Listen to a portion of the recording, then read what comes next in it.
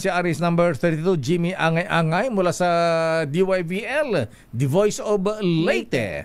Jimmy, please come in. Yes, lakay Sister El kinumpirma ni Provincial Disaster Risk Management Office sa mga kay Nilo Atienza na isang senior citizen ang nasawi matapos maglandfall ang Bagyo Pino dito sa Southern Leyte. Dito ito sa Barangay Katmon, Southern Leyte, at isa rin ang nawawala. Tinanong natin si Pedrim o Atienza kung ano ang naging sanyang pagkamatay ng senior citizen.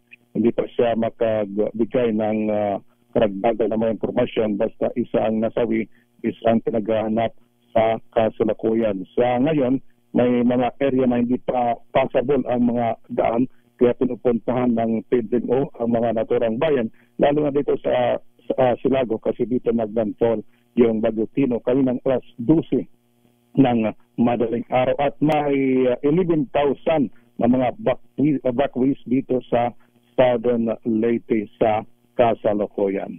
Yung Jimmy, kay Dio at Sister El. Jimmy, anong dahilan ulit? Ba't namatay si yung senior citizen? Yun nga, hindi pa masabi ni Pedrem o Atienza. Tinanong natin kung ano naging hasta sa Bagyo Pino pa ito. Wala pa siyang karagdagan ng mga informasyon. Tinanong natin ngayong ilang minuto lang ang nakakalipas. Malakas pa ba ulan dyan na Jimmy?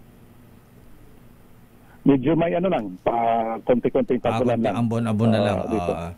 Okay nga, Rod. Ambon. Maraming salamat, Jimmy. Ito sa DY Villaxon Radyo Tacloban. Ito si Aris 32, Jimmy Angay-Angay para sa DZRH. Una sa Pilipinas, una sa Pilipino.